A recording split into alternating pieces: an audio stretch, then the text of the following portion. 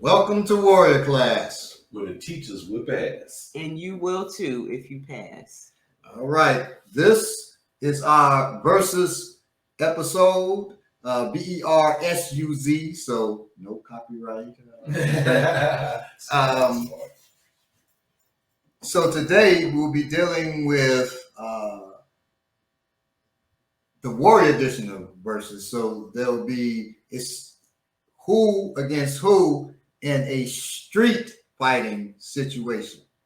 So if you hear about a boxer versus a boxer, it's not in the ring, it's on the street. And that makes a huge difference. And we'll deal with that, that the ring is not the street is not the ring. They're totally different. Yeah, bro. So we'll deal with that in just a minute. But first,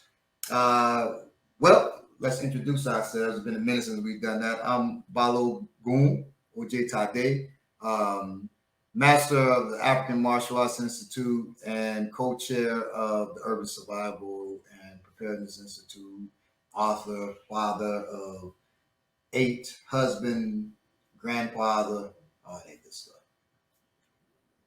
I don't have a long list of accolades. I am Ogunbile, full instructor at the African Martial Arts Institute, wellness consultant, and actor, man around. No, just that's my character that I remember seeing in high school, Carterville. And father, definitely one of my greatest accomplishments. That's it. That's not it. Very multifaceted, y'all. Greetings, I am Ominiki. I'm a mother. I am a comedic yoga basu, and the greatest of one of my titles, one of the greatest of my titles, is the assistant instructor at African Martial Arts Institute. And I am many other things as well, and I'm glad to be here. And we're glad that you're here. Yes. Right. And we're going to get into it with some news. Now, when we do news that is applicable to warriors, warriorhood, things dealing with Ogun, as you're about to see in a minute.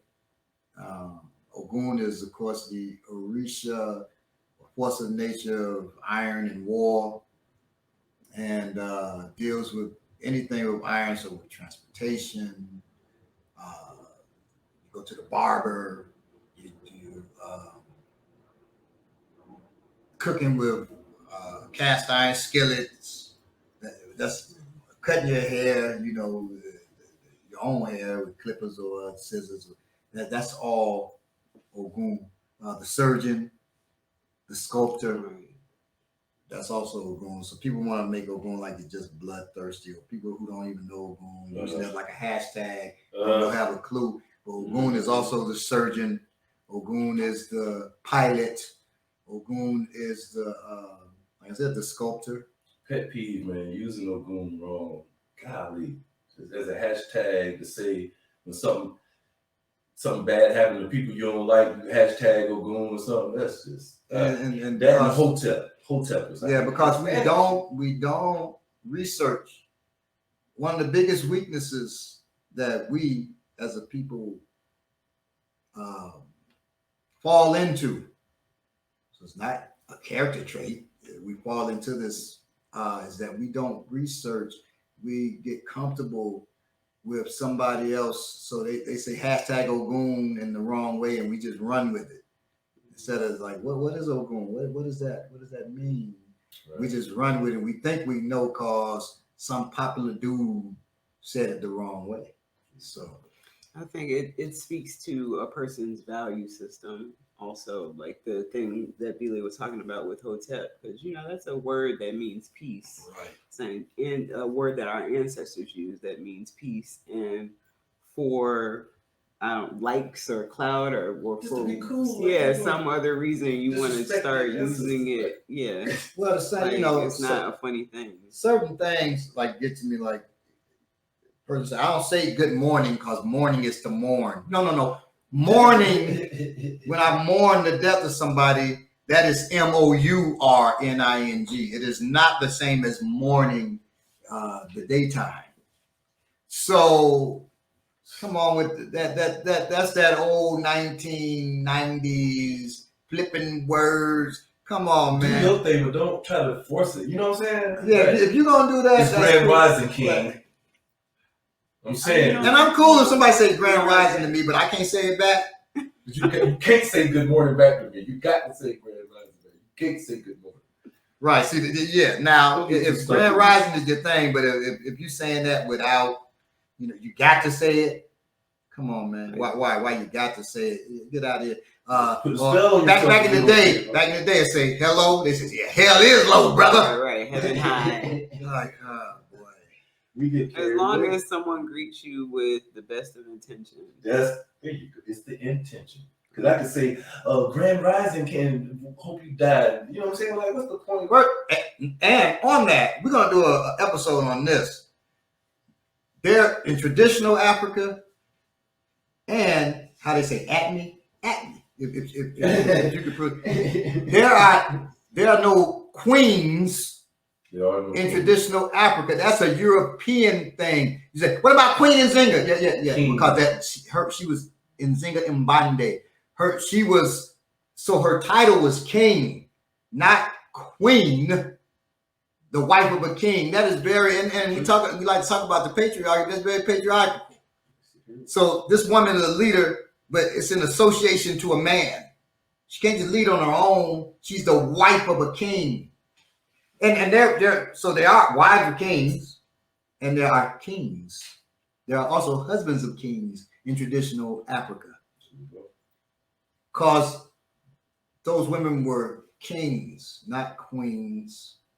That's some European BS. That's them. That's what happened when we occupy people using everybody else's language. You start saying shit you don't really know. Hey, queen. Now get out of here. Namaste, bro.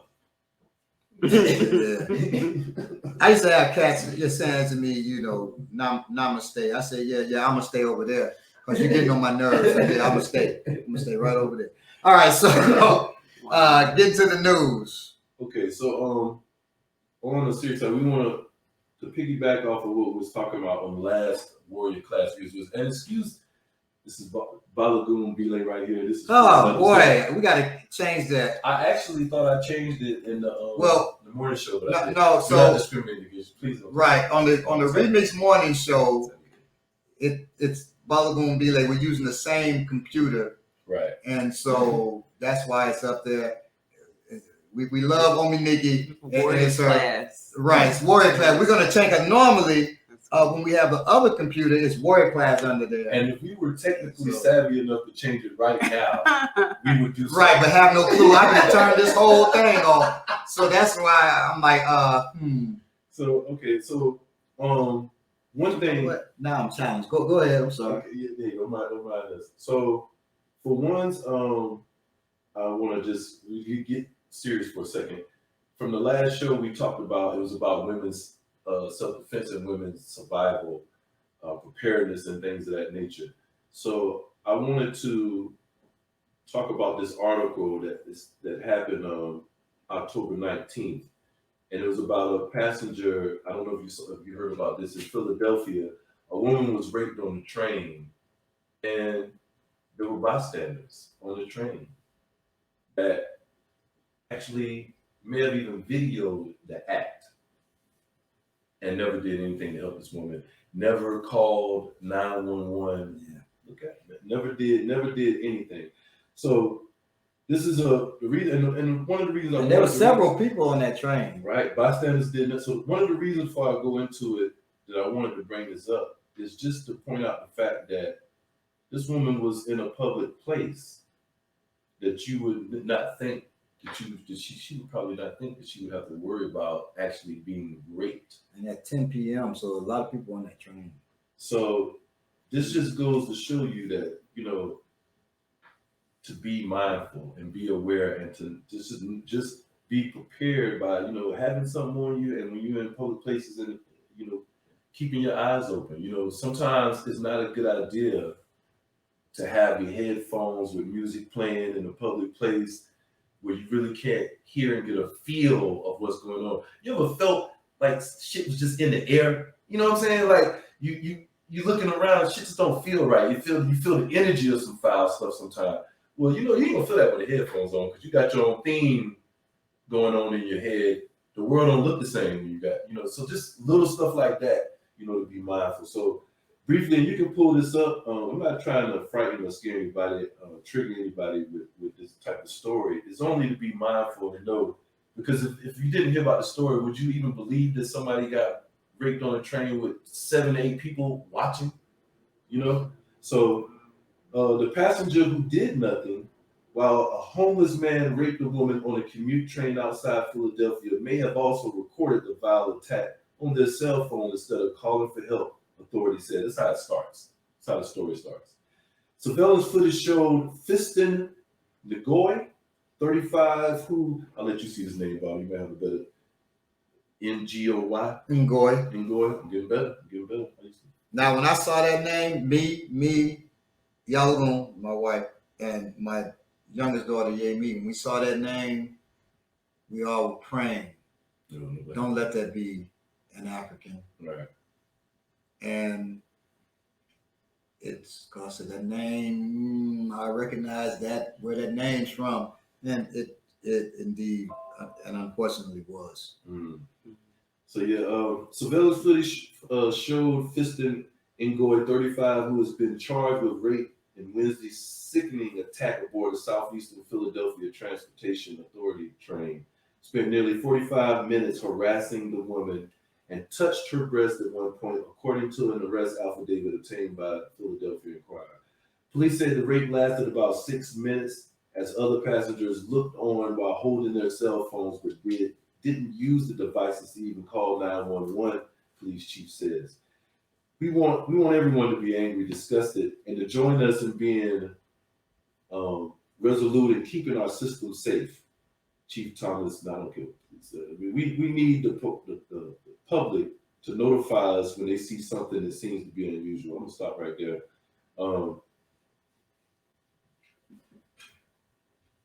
We gotta. I don't even know what to say, because this is just so unbelievable to me that people would see this happening to a person. And I'm gonna be honest with you. Even if I was on a train and it was a white woman that got on the train and looked at me and gave me the old nasty looking nigga look, or even said something to me that I didn't like or whatever, but then somebody tried to rape this woman, I couldn't allow that in my presence. Like, I don't care. It's not about the color or anything like that. I just don't know what to say about it. Well, I can't understand how you would let this happen. Anybody could let that happen to anyone around them. So I don't know. That's just crazy. But it happened, so you know it's possible, and that's the whole point of the reading. Now, I couldn't either. As you were talking, I was thinking, would I allow anyone to be raped in my presence? Would I allow?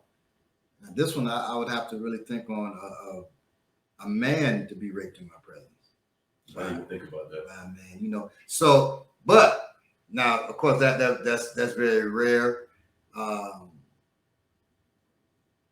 I may say something, but if a woman is raped in my presence, I'm going to do something. First, it's not going to get to the rape. I'm not going to let it get that far. Right. 45 minutes of harassment. Right, that's insane. And then 8 minutes of actual rape. So he took her clothes off. Right. He had to subdue her and things of that nature. He was touching on her first. Touching her breast and all. She's leave me alone. And I'm sure it wasn't quiet. She wasn't quiet. So people had plenty of opportunity to step in and do something. The guy that was doing this looked around after he's talking to her a certain way, then he gropes her. Nobody ain't doing that. Well, no, I got the green light now. I got the green light.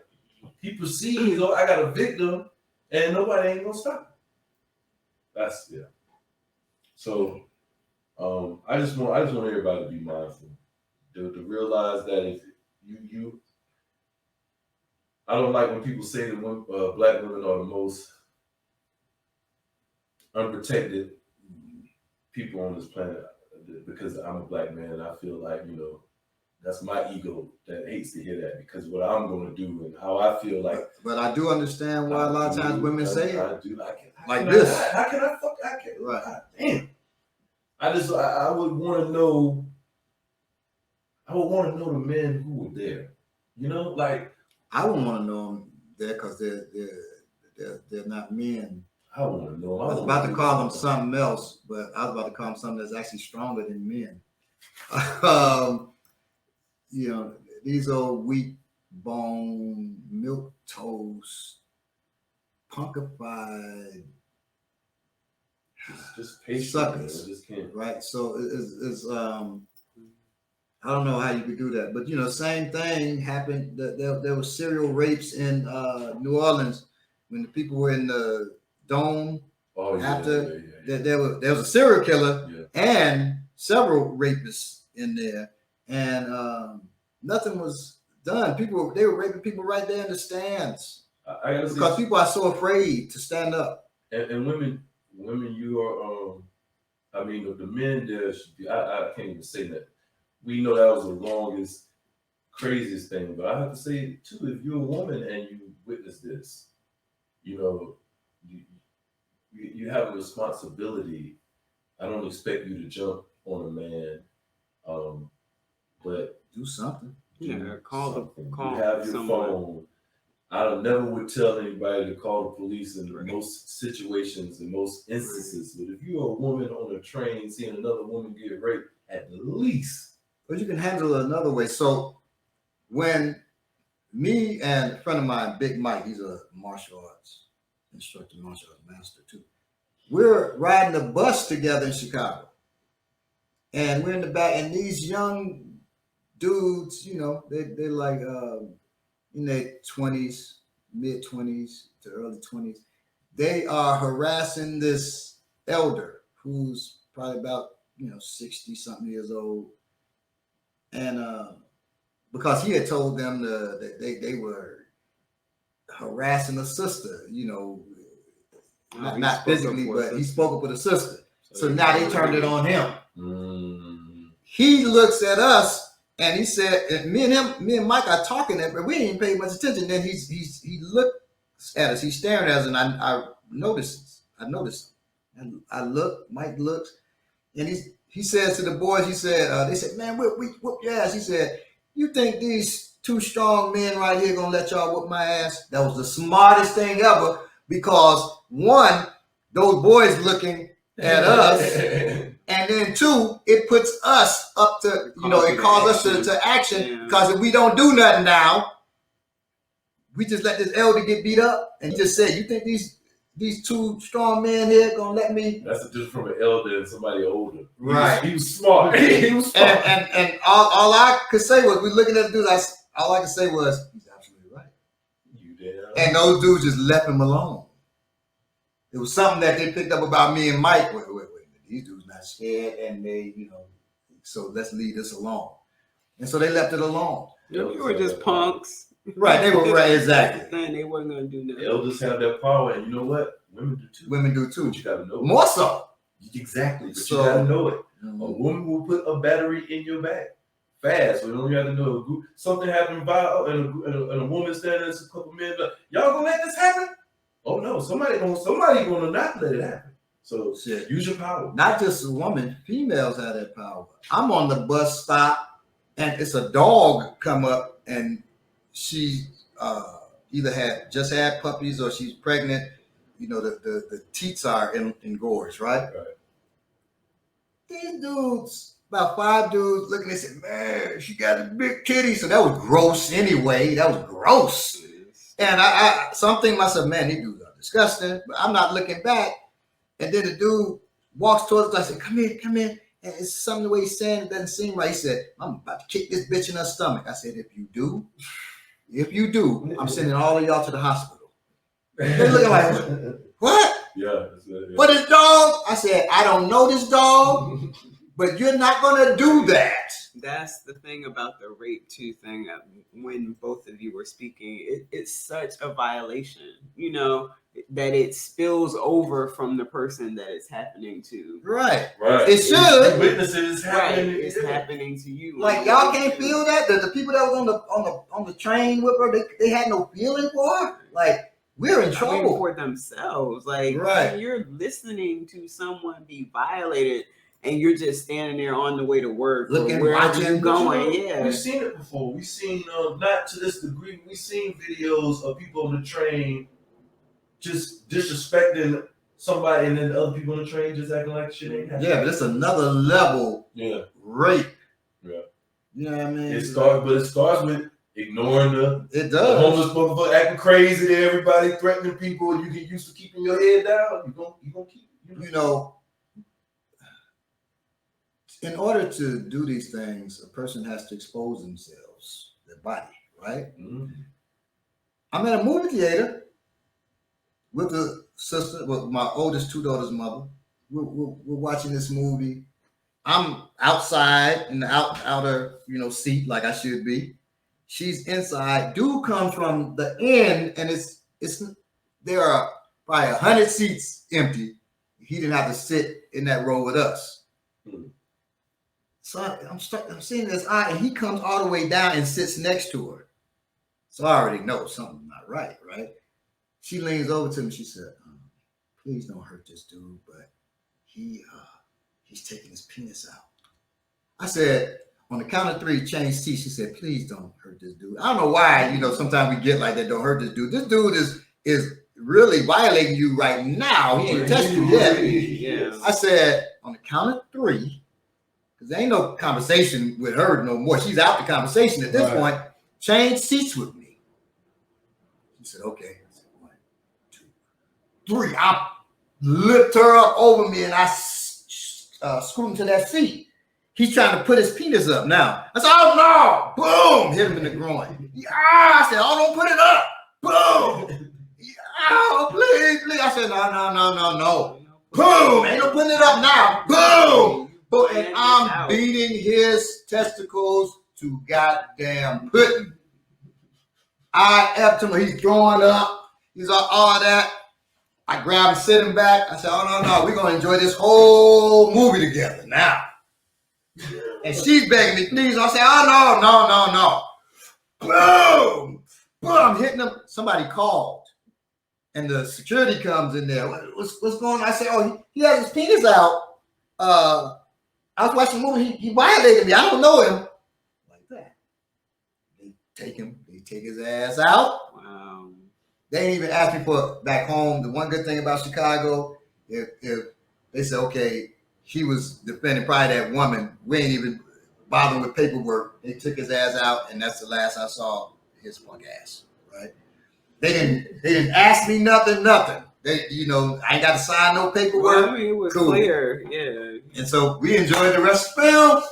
For those went of you on who home. think this story may be, wild or like, hey, that couldn't happen. You ain't been around Bible long enough.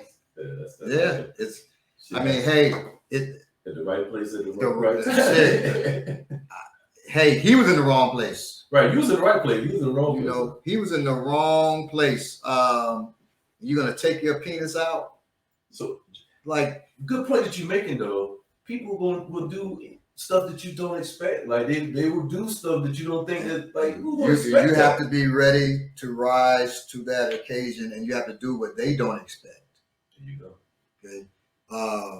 He was extreme, so I had to be extreme. It really wasn't extreme for me because it's a Tuesday for me. But if I got to deal with somebody like that, that's the only time I've ever had that weirdness. Right. Yeah, that's the only time I've had that level of weirdness like that. But he's dangerous.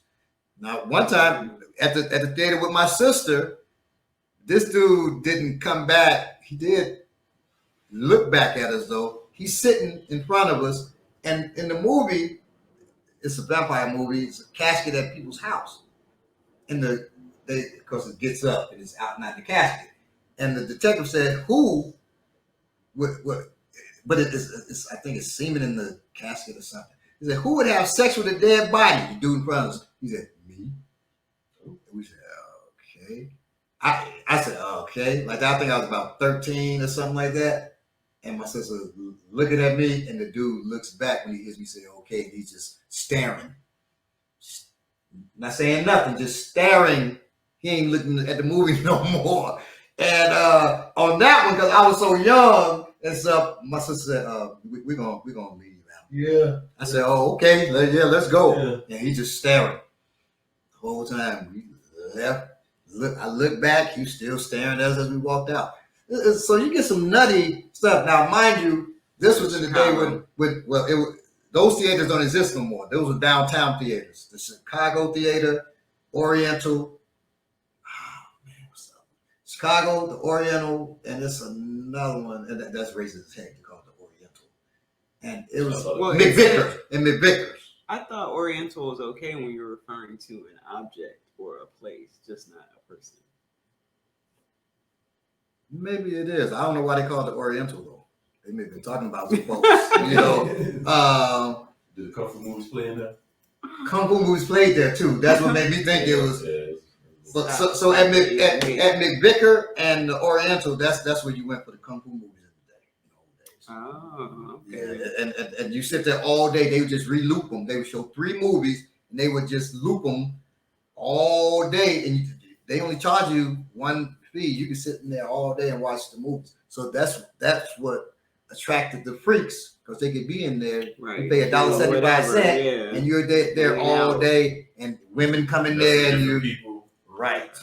See, so that's what that was dangerous, and so it's kind of good that they tore that junk down, but it's bad because that's where all of us could go cheap and watch a bunch of kung fu movies.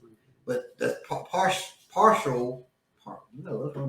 partly why I'm not into martial art movies that much, because we went there. It was not just if nobody was doing nothing, messing with you. Your feet were sticking to the floor from whatever. I mean, literally sticking, like you have to actually use your hand to pull it off the floor, and rats would run across your feet while you were in there too. So yeah, it was still it was a place where we could go, but it wasn't a good, healthy place, right at all. Like damn. You know, like we would warn. My mother would warn me. You're going to the movies. She would warn me, do not eat that popcorn, cause you eat that popcorn, it's probably got rat poop, all kinds of stuff. Yeah. So I was warned. That was the thing. That was the only thing. She wasn't talking about the crazy fools down there. Nothing. She think I can run from my hat on them, but I better not eat that popcorn. She didn't want to be dealing with her son dying from whatever it is. So, all right. Any other news? I just want to lighten that up a little bit from that madness, because that really had me feeling like, oh boy. I appreciate that. It's really disappointing. Very disheartening, disappointing, and everything, man.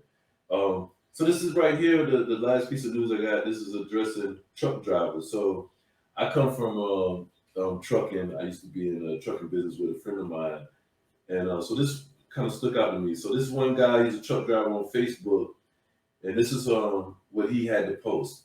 He said, "It's getting real out here. All my CDL drivers, be safe. Hello, drivers. I've been hearing CB radio conversations from non-black truckers that they're going to start targeting black drivers and breaking the seals on their loads so they get rejected at the concierge. Also, there's talk of pulling the fifth wheel when you pull to the pay line and go inside to get your fuel receipts." I'm explaining what this stuff is so y'all know what it is. There's talking of breaking lights and cutting off mud flaps. Please watch your loads and watch each other's back out here. So what they're talking about doing when they saying stuff, first, when they saying break the seal, you have to have a seal on your trailer to actually get paid. If your seal is broke, if I get a load from Michelin, and I'm delivering tires to one of these people, I just sell Michelin tires. If that seal is broken, I could lose my contract. More so than my money, I could lose the contract, because what can happen is the seal's broke, that means it's tainted. They're not going to accept it. So now I got to go back to Michelin. What if Michelin is in another state? You know what I'm saying? 5 days away, and they needed these tires for orders they got during this week. Well, that could be $100,000 lost, like just off that one trailer. So you could definitely lose a contract just by them cutting your seal. So that's what they're saying. And you spent money to go back. So if you're a contractor, so you ain't got paid for nothing. Fuel. Right. Think about that. When they're talking about the fifth, they talk about pulling your fifth wheel when you pull up to the pay line and go inside to get your fuel receipt. Pulling your fifth wheel is basically saying drop your truck. So you pull in. I think they're saying they pull your fifth wheel. So you pull off and you leave your truck. Wow. Yeah. So now you got to turn around and just try to re-hitch it. Yeah, re-hitch it and all that stuff like that. And so that just to be a nuisance. And breaking your lights and cutting your mud flaps. Now, so what's that about is you won't know that your mud flaps cut unless you do your I forgot what they call the check before you leave. You do that before you leave on any load, but you don't do it when you stop to the gas station and stuff like that. So what happened is DOT will pull you over.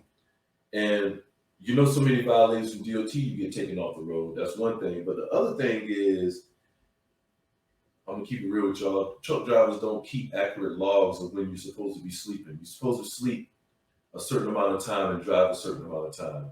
Nobody does that shit. It's just a way to keep you from getting a certain amount. It's the government. It's always trying to do some shit to you. So most drivers don't adhere to that. But when you get stopped by the DOT, they want your records. So now they're going to look at it before you know when you're going to be stopped. So you put what you want to put on the button. But if they see you right then they might see your logs and you say it's 10 o'clock. You say at 10 o'clock you was somewhere else because you done filled your logs out. Well, it's a bunch of shit that can happen when the DOT stops you and you ain't planning on getting stopped. Truck drivers know exactly what I'm talking about.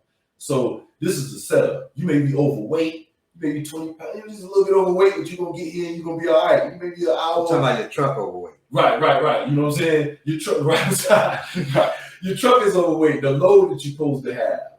You know what I'm saying? Little stuff like that can cause you big problems, and ultimately you could lose that contract, which is thousands of dollars, which is taking food out your family mouth. So that's basically waging war on you. So be mindful out there of that because that's important. That's your family. This isn't a violent attack, but it is violent. It isn't physical violence. It's violence without firing a shot. Right, it's hurting your livelihood. So just like Bruce Lee said, the art of fighting without fighting. That's what this shit is right here. And it's a lot of women truck drivers too. So, just everybody just be mindful, try to work together out there on this. That's it for the news. All right. So now we'll get into Versuz. First, we'll talk about the rules, okay? Because, of course, everything has its rules and how we're able to determine who won, and, this helps us make those determinations. Let's see here. Versuz rules, okay.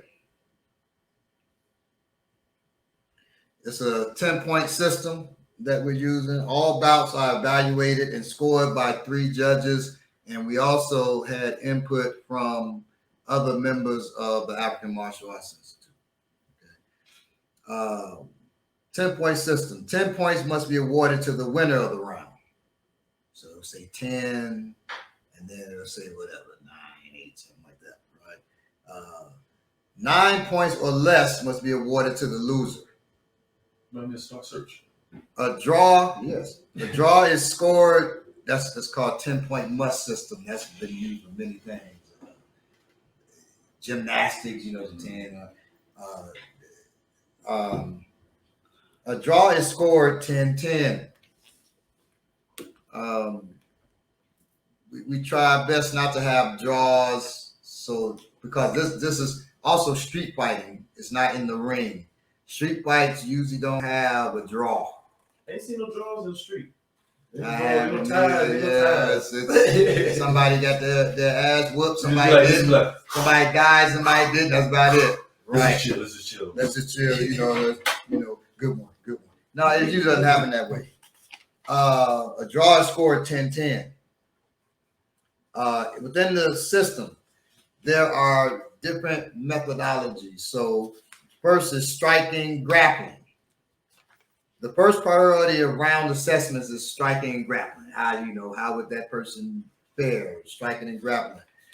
Striking and grappling can be done with or without weapons. Okay, because it's the street. But the people we're having going versus this person versus that person, weapons though are only allowed if weapons classify the combatant. So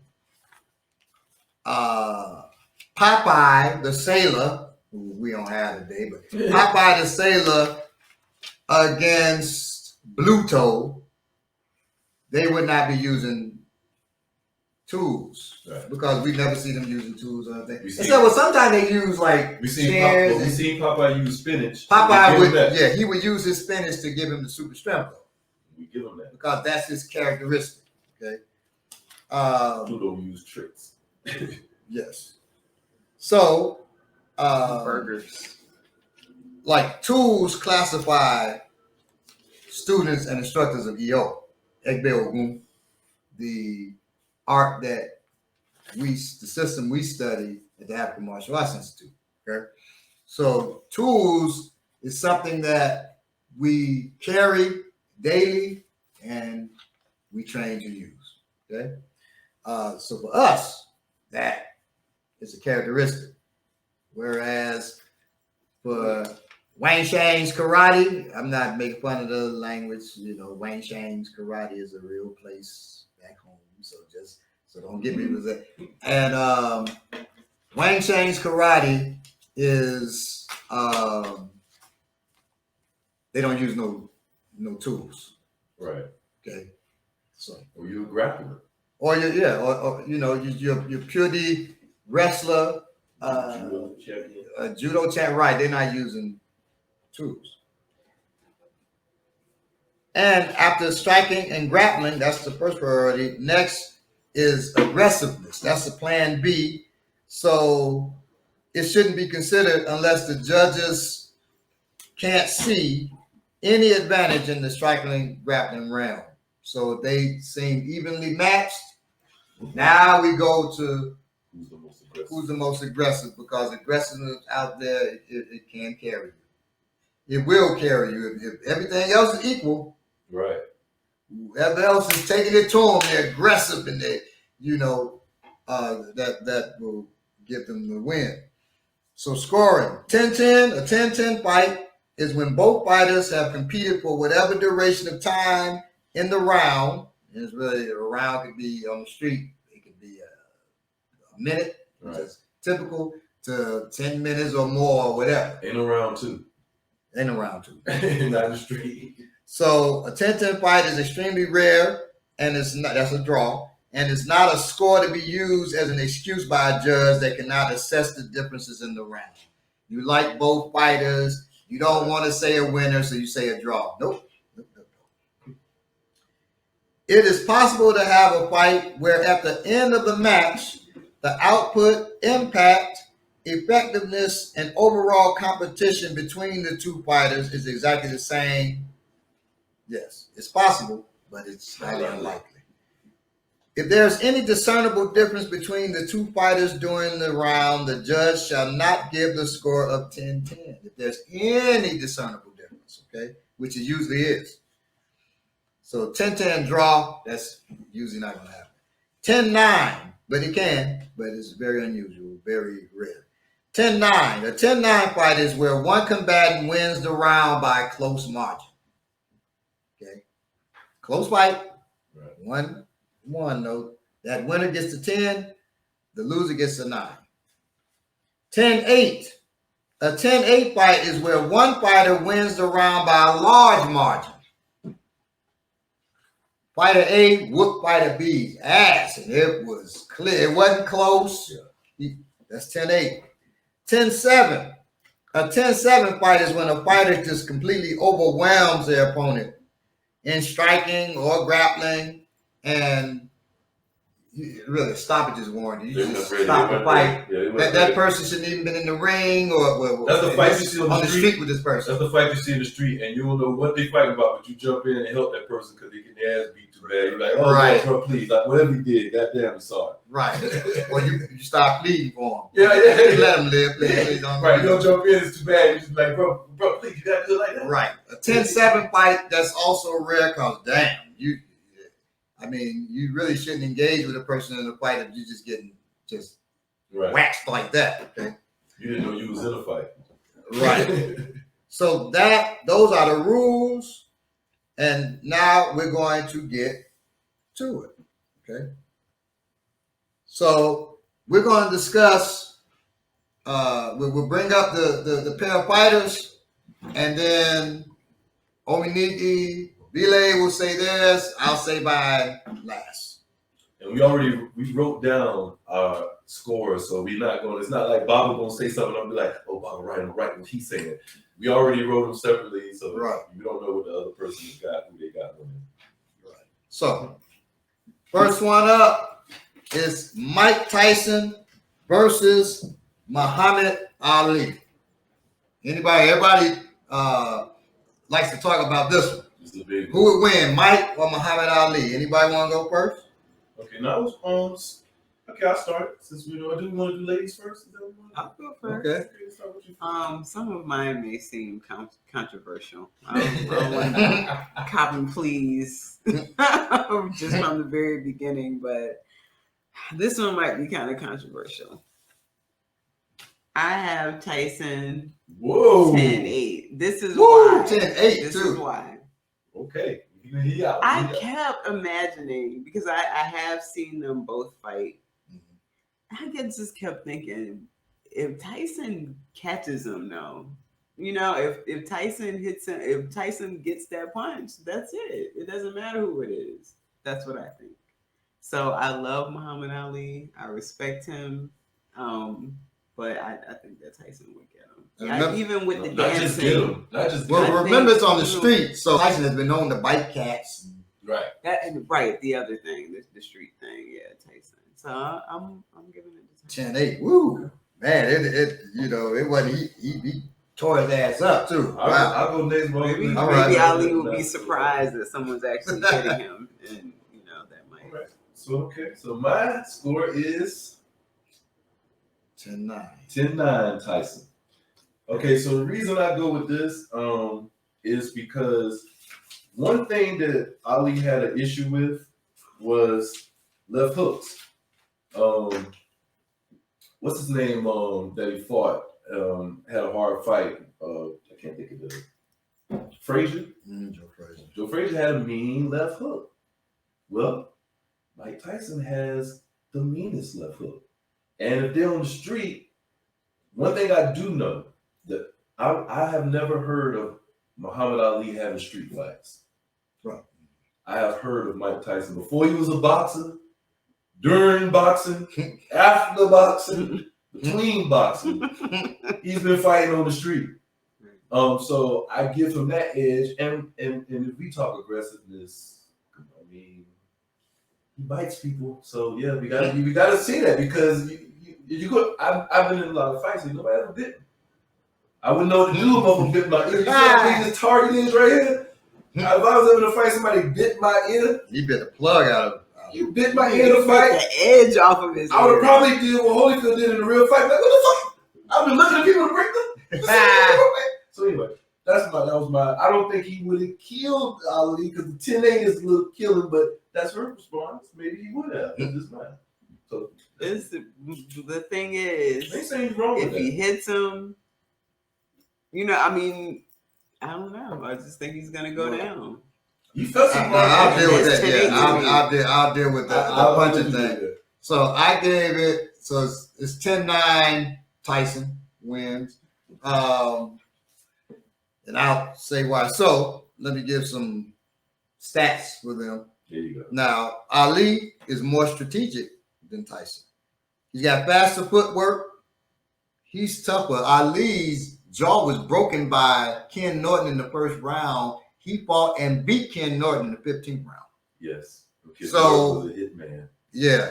So I mean, so he's tougher. He's taller and has a longer reach. He's 6'3", with a 78-inch reach versus Tyson's 5'10" with a 71-inch reach. Difference, but Tyson always fought taller Okay. people too. True. But that's just the stats he just put me up. Now, Tyson is more instinctual. So Ali's more strategic, but Tyson is more instinctual. He would adjust to, right, what's being put on him. Now he falters when he gets bullied though. When you bully Tyson, he doesn't fare well. Right. But luckily, Ali is not a bully type of fighter, really, right, unless he's pissed off at the fight or something like that. But he will, be peppering you with them punches. They're not that hard. Tyson hits harder. Yes. Even though Ali has quicker footwork, Tyson has more efficient footwork.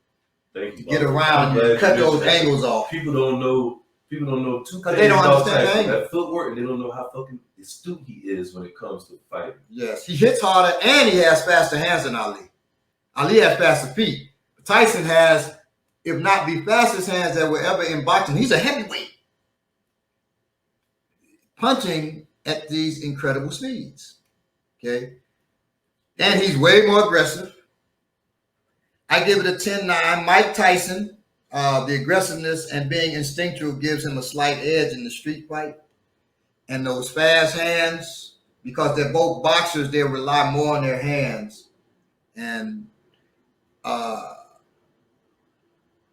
Tyson's going to win that engagement. And those, even though Ali's all over like that, Tyson's taking those efficient hit steps, coming around Ali, hitting him. So, and it because of the street fight, he comes around, hits him, grab, they clinch, he bites him in his stomach, he bites him in his ear. That would be Tyson. And remember, you just reminded me. You remember Tyson almost got flagged because when he get close, he throw that hook and the elbow. Boom. Yeah. So he was trained to do that. Well, of course, 52 blocks. People say he does 52 blocks. I don't know. Thai folks probably say he do Thai boxing. Hey, claim him if you can. Everybody claims that, everybody does. But I remember Tyson saying he looks at people sometimes, he wants to stick them in the eye with an ice pick. Yeah. So Tyson may also bring a tool to that too. Oh, okay. Yeah, she's very street.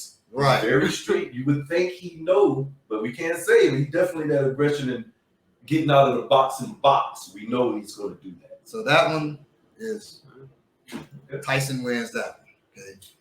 10-9, 10-9, 10-8. Okay. I'll start with the next. Okay. We have the next one is Anderson Silva versus John Bone Jones. This to me was harder than Mike Tyson and Ali. I awarded this one to Mr. John Jones. Not just because his name is Jones. Not because Mr. Jones is a superior name. That's not why I did it. It's because cocaine.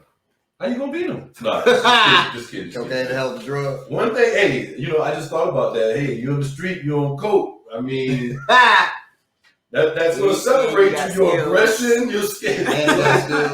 So seriously, I don't want to.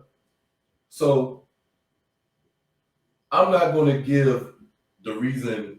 I'm going to let Baba give the reason because my reasoning wasn't the same as Baba. Before the state started, he said something about this, which he didn't really say who won, but he said something about this, and that's what I want to say. But I got it from him, so I can't copy it. So I'm just going to say for me, the reason I originally went with John Jones is I felt like John Jones on the street. First of all, they have very evenly matched skills to a certain point. But John Jones has a background that's going to be a little. I was about to say it, but I'm not going to say it. I'm going to go with the fact that originally I forgot about that, and I was just going to say, John Jones has more aggression. He's nasty. He's the only fighter that I've ever seen in MMA that everything he does has very bad intentions. And when I say it, I don't mean it like, you know, people say that in boxing, you got bad intentions on that. No, he don't have no pepper jab. He don't have when he's sticking his foot out there. He don't have that. He got a side kick that if he catch you, it's going to probably pop your knee or break your shin or something if you catch you the wrong way. And that's his intent, to catch you like that and hurt you. Everything he got is meant. Some people got stuff in MMA just meant to keep you still for a second so they can give you that. Everything he got is meant to hurt you. So I really had the aggression. The other part I'm gonna give it to what Bobby was gonna say. Even if you did go for Silva, if you can explain that other part for me. So all right, that's me. Jones. 10-9. Despite him not. Yeah, we want Bobby to go last every time. Because he's more informative. Despite him not having the superior name, I went with Silva. 10-9. Okay. And I'm not going to explain. All right. Silva versus Jones, 10-9. I give it to Jones. But let me explain their stats first. So Silva is 6'2", 185 pounds, with a 77.5-inch reach. Jones is 6'4", 205 pounds, with an 84.5-inch reach. Bigger, longer reach. He's held as Silva is held as the most dangerous striker in UFC history. Every blow thrown was a potential fight ender. He possessed preternatural ability to know just where his opponents would wind up over the course of combat. So you would see them trying to punch him. He's just moving hands down. If you're into MMA, or you just got in maybe, and you haven't seen this guy, please go research him. Anderson the Spider Silva. He's my favorite. They call him the Spider because once he sets the trap, you're in. Is he your favorite too, Bob? Yes. MMA fighters? Yeah. Yes. Him and Jones, actually. Right.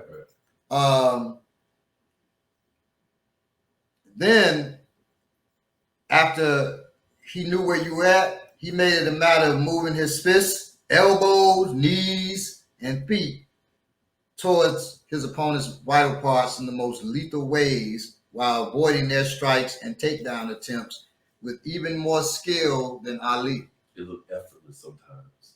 Damn, it looked good. They would try to hit him. He's moving. He fought Forrest Griffin. Forrest Griffin couldn't touch him. He knocked Forrest Griffin while moving backwards with a slap. So, hey. Beautiful. Now, John Bones Jones, he has unorthodox striking and brutal combinations. Okay. So he's the master of the knee-breaking oblique kick. When he's talking about it's oblique kick and side kick to your knee.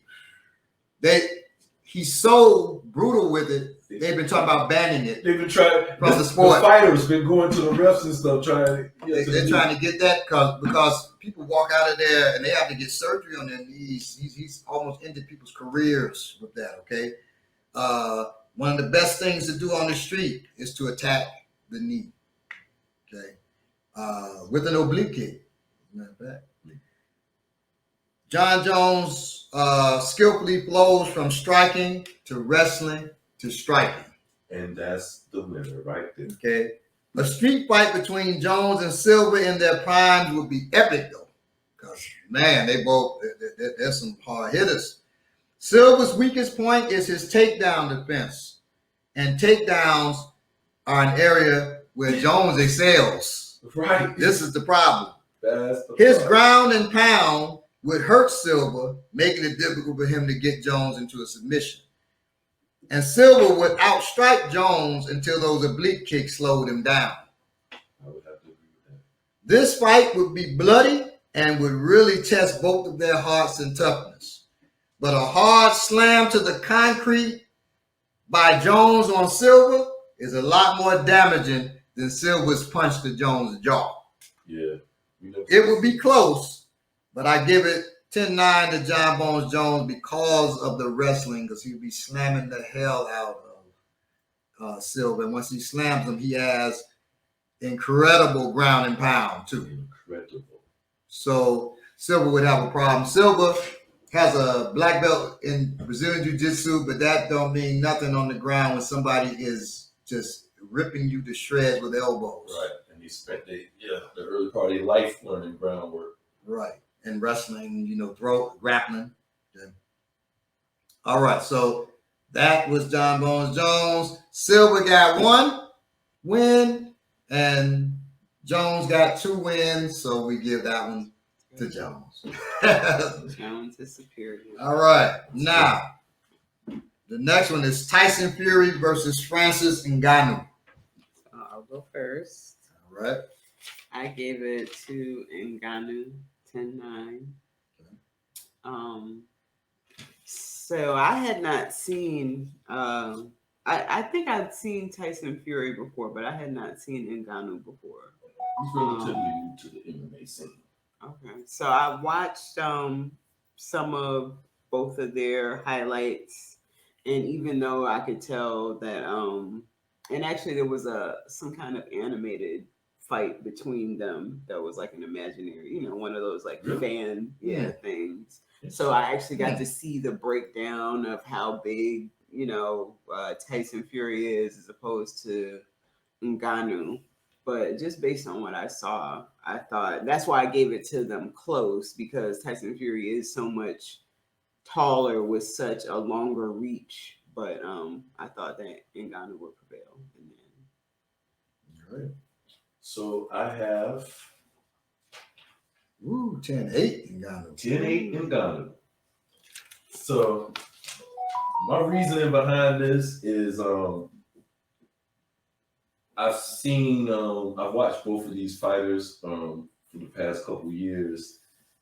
Tyson Fury is bigger. He has a longer reach, but he doesn't hit very hard. He's not classified as a hard hitter as a heavyweight. Ngannou is a very hard hitter, and I'll let Baba get into just how hard a hitter he is. But the reason I really gave it to him, because in the street, Tyson is a very intelligent fighter.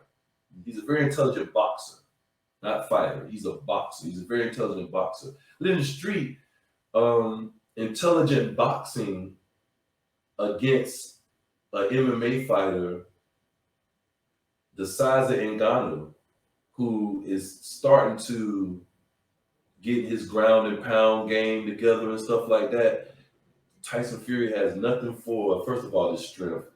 I feel like he break that white man. Everything. Whatever he hit is broken. And after that, because he ain't got no gloves either. When he don't have on these boxing gloves and then he hit you with the knuckles, his fist was about that big. Whatever he hit on that man is broken. And then when he get on top of him, or if he grab him, it's lights out. It's really lights out. So I just don't see any way.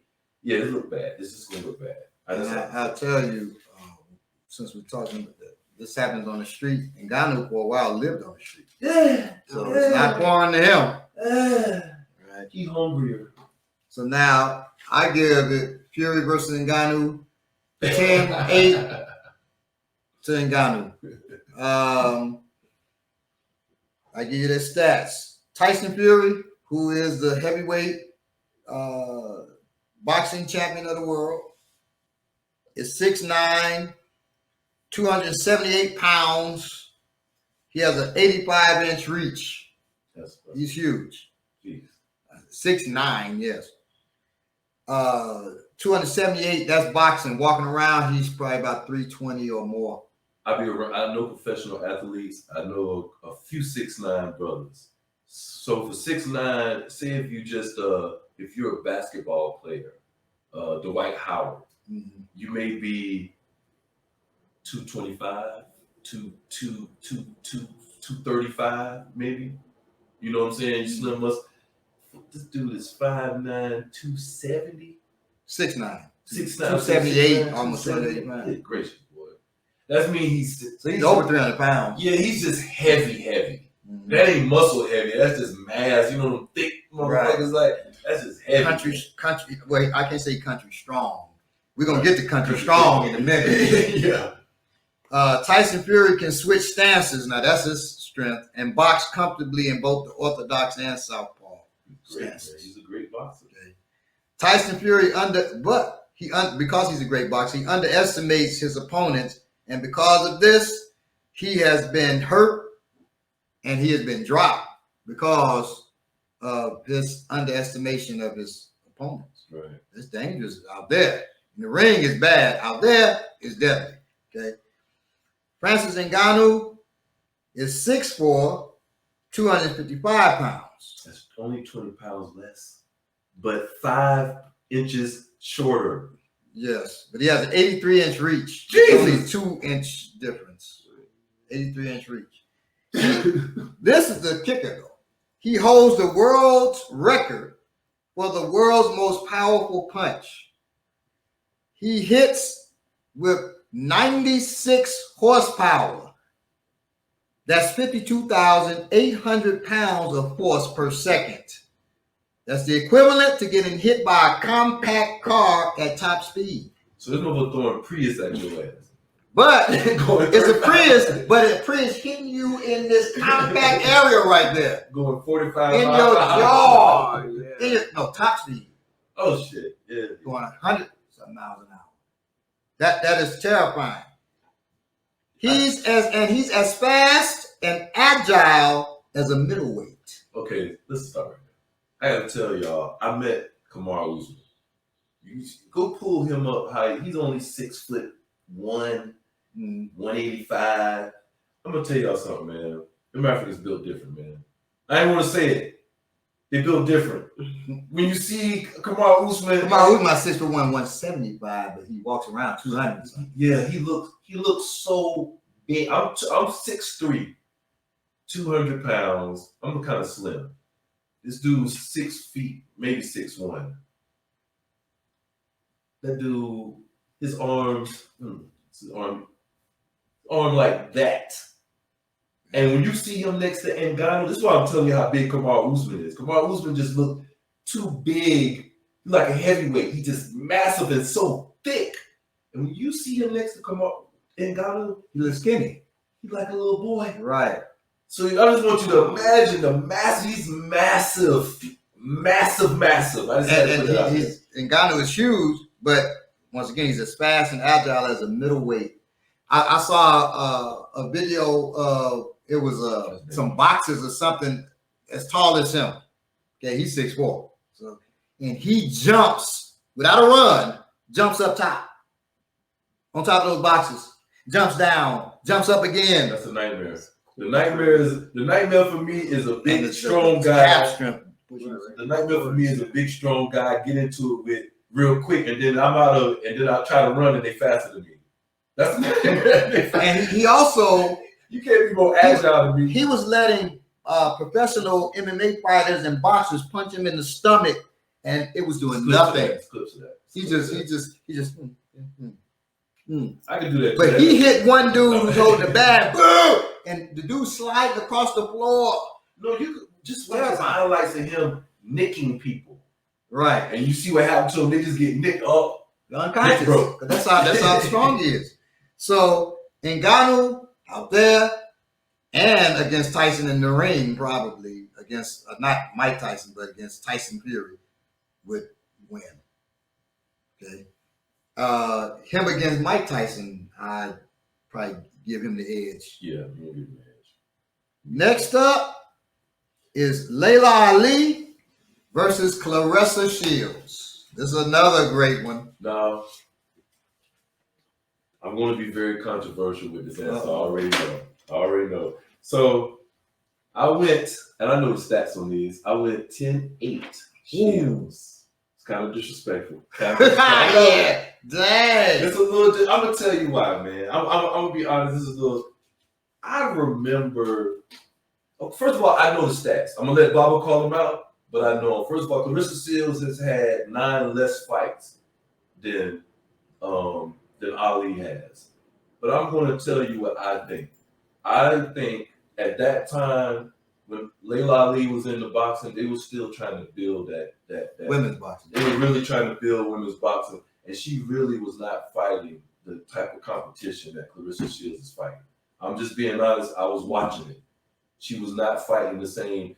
Clarissa Shields is fighting some animals in there. Now the drugs and the what the growth hormones and all this stuff, this new age. Steroids. You seeing some old man, women. Back then, Layla Ali was like the biggest woman almost to me. She was the biggest. She was the biggest, and that's not the case anymore. So I'm going to say the level of competition is higher now. So that's one thing I'm rating it on. When I see when we talk about striking, I think Clarissa Shields is it's a harder puncher, and she's a very violent puncher. While Layla Ali was a lot like her father. She was really pretty and nice, and she had good footwork, and she was nice looking things. Clarissa Shields is more of a blue collar worker type of fighter. That's the type of, you know what I'm saying? And when you come from that, I think she's she's a hungrier fighter. And now we got 2 years of MMA training under her belt. So we got 2 years of MMA training. Her first fight, she won ground and pound. It wasn't the most impressive ground and pound fight I've ever seen, but if she's fighting Layla Ali outside, from what I know, Layla Ali ain't got no ground and pound. So the way I see it is, the fight starts, Clarissa Shields slam on her neck and start beating the shit out of her, and it's over. That's how I see the fight. It could be different than that. Layla Ali could dance around a little bit, might get some shit off before that happened. I just don't see that. I always seen Layla Ali as I don't want to disrespect her, but as a mascot. I always seen her as a mascot for women's boxing, and not really really a boxer. I'm gonna leave it at Wow. that. She probably whipped my ass in the ring. Now I'll say that she probably will right now, but I ain't no boxer. This was tough for me down to the last second, to be honest. So what I chose was Today? Ali 10. Originally, that is what I chose, and then I changed it. Wow. 10-9, and Okay. yeah, I was thinking about some of the things that I read about Ali. It's funny because Bila just spoke to it about how they said she was fighting crackheads and baby mamas or something like that. I know that's terrible, but it is an attempt to characterize. I think that was a quote from Clarissa Shields. You know what? Maybe it is. It was real. Yeah, I think she did say that. She was the one who said that. Because they were trying to make it happen at one time. Right. And I just thought also with the street fight aspect of it, I thought that Shields would come out on top. I can't see Layla Ali putting nails in the street. But I did think it would be close. I had Ali Shields 10-9. It goes to Shields. Ali is 5 feet 10 inches tall, 166 pounds. She's tall. She's big for a woman boxer. 70.5-inch reach. Good reach. She's heavy-handed and she's technical. She is technical. Shields is 5'8", 155 pounds. Okay. She has a 68-inch reach. Shorter reach. She has better training. That's what I'm definitely going to say. More athletic. She was Olympic champion twice. Okay. They're both undefeated.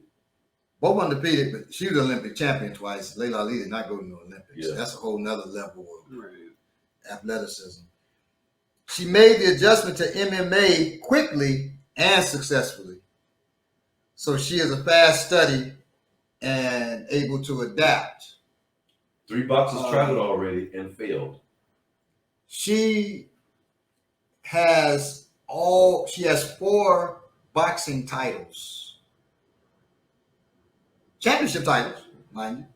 And then she goes to MMA, wins her fight, then goes back to boxing. She's gonna do both. Mm. That's an athlete. That's an athlete, and athleticism helps you out there on the street. Someone who likes to challenge themselves. Likes to challenge and don't mind banging. After winning this fight against the sister, I forget the sister from Costa Rica's name. Right, I'm talking right there after they raise her hand. They said, "What about so and so? She's in the Hammer." So my last name's Hammer. They said she's in the arena. She said, "You know, I'm gonna give Hammer the business, right?" Hammer, they set it up thinking that, you know, to shake Clarissa. Hammer gets in the ring. Hammer said, "Let's do this right now. Let's do it right now." The girl like, "You don't want to do that." She said, "Babe, what you gonna do with me? What you gonna do with me? Let's do it right now. Forget about the ring. I'll give you the titles. Forget about the time. Let's go right now." She walks up to the girl. The girl's like, Clarissa, boom! Like, let's do it now. So that's her energy. Yeah, we ain't playing. This She just won the championship. She said, "Damn the championship, I'm gonna hit you." Knowing that can risk losing Right, the championship, she wanted to bang. Let's fight. Right. So Ali ain't never done like that. Never would. Ali was cute. Ali was at the damn weigh-in, and they're talking, and Ali got a damn apple hat on. She all night. I remember she all was- that. It was all about right. pretty. Being It was about busy, being pretty. Nails done. I know I'm actually friends with Layla Ali's ex-husband, right? Okay. So I know about Ali, and yeah, it's all about the pretty. Okay, All right. she can box, but it's all about being pretty now. She ran from Ann Wolfe. Yes. Clarissa ain't never ran from nobody. She Right. ran from Ann Wolfe. You can say what you want to say, but those that know boxing, You ain't she wanna say- ran. You didn't want to say that either. But yeah, I didn't, but I mean, didn't say come it. on, It's the truth. It's the truth. She left boxing. Right, and Ann Wolfe was the Clarissa Shields of her day. Okay, so same way I was gonna say with the biggest challenge for Ali, and he beat Ali, I believe twice, was Joe Frazier. Joe Frazier was the Mike Tyson of that day. Yes. So, and Mike Tyson hits harder than Joe Frazier. Joe Frazier was incredible though. I don't think he's not a better boxer than Joe Frazier, but he hit harder. Right. Goodness gracious. All right, so we know that's Shields. Everybody says Shields. Yeah, Shields got that Homie Nikki pulled the switcheroo on us. one. Slick. All right, now next is Bruce Lee versus Tony Jaa. Let's do it. I'll do this one first. Okay. Oh shit. All right, so I'm not a big fan of kung fu movies. So, certain Disclaimer. certain certain actors. Disclaimer. You know, Bruce Lee's not my favorite person. I feel he's overrated. I say this as a close friend with a person that loves Bruce Lee and, you know, teaches Jeet Kune Do and all that. I got to be honest about Bruce. I've grown on Bruce and I've always loved Bruce. Now, I've taken Jeet Kune Do, there you go. fell in love. Most people, probably in the United States, if not the world, took martial arts because of Bruce Lee. Yeah. To be honest. Now, and that's it's been figured that half of the people in the world have taken martial arts at some point. Wow. That's big. Most of them influenced by Bruce Lee. He has a lot of influence now. So I know I can get blowback, but I got to be honest. Now, Bruce Lee is more powerful and much faster than Tony Jaa. He is. Goodness gracious, he was fast. He was. But a lot of stuff is lies. They had to slow down the film to catch him. You know, film can catch a bullet shooting. So let's stop that. Let's stop that. You know, that's bullshit. But hey, he's an actor. You pump up your actor. That's marketing. Okay, but that's not the truth. He's not. They have to slow down the cameras for him to catch his technique. Did he Get really out. hit the ping pong balls with the new chuck? And he did not. No, that's you know damn well that's Photoshop him hitting the ping pong balls with the. If you think he hit, comment below if you think he really hit the ping pong balls, y'all. Yeah, and I'm a clown you. So now, but Bruce was faster and more powerful than Tony Jaa. Bruce Lee, in that fight on the street, would use a stick or nunchaku. Nunchaku, just so you know, that's actually the word for people say nunchucks. Nunchaku is the Japanese word. Okay, it don't sound as cool as nunchucks. I got on chucks. I got on the real chucks, right? Chuck Taylors. It's nunchaku. All right. Bruce Lee would use a stick or nunchaku out there. I forgot. Tony Jaa. Now I said Bruce Lee 5'8", 140. Folks that didn't know that. You say, how is a Chinese man that tall? Because Bruce Lee was part Caucasian. Yeah, his mother was Grace Lee, was half Chinese, half German. Oh, I didn't know that. Yeah, so he's a full. No. Tony Jaa is 5'6", 134 pounds. Wow, smaller than Bruce Lee. Tony Jaa's Muay Baran and his devastating knees, elbows, headbutts, and grappling are more effective and brutal. More effective and brutal than Bruce Lee's Wing Chun and even his Jeet Kune Do. Okay, Muay Baran, no joke. It's made for combat on the battlefield. Wing Chun is not, and certainly not Jeet Kune Do. Like Bruce Lee, Jaa would use a tool, but he wouldn't use a stick or nunchaku. He would use Muay Baran's most common tool, which is a sword. Yeah. Now, But you didn't know that, guys. for this reason, the sword, the elbows, the knees, the headbutts, which Jeet Kune Do has developed this headbutts and knees and elbows from, it actually got it from Muay Thai, the sport aspect of Muay Baran, which is the battlefield aspect of Thai martial systems, Thai combat. Because of that, and the use of the sword against Bruce Lee's and nunchucks or the stick. He was nice with that stick, Bob.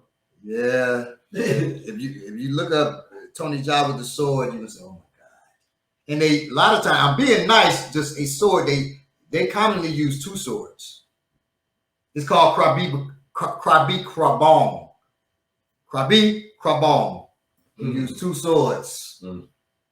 For that very reason, Tony Jaa would win 10-9.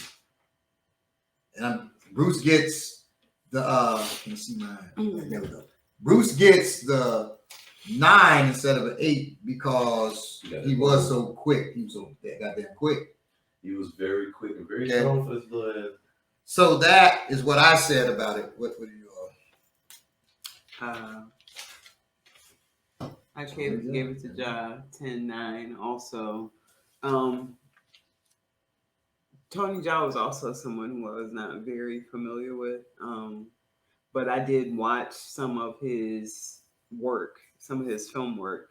And what I was thinking about, in addition to the street fight thing, is that he just seemed more brutal. Like his style, what he did seemed a lot more brutal than Bruce Lee. So I thought that it would be close, but I thought that he would come out on top. On the film thing too, Bruce has never done this. There's in Ong Bak, he's fighting, he's going up these stairs fighting other fighters. He's going up all these stairs, this long staircase.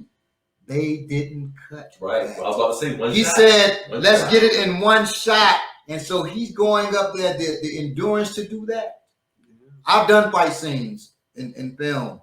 Be about to pass out. Akin Bobala, who was in one of the episodes, the brother from England, our British brother.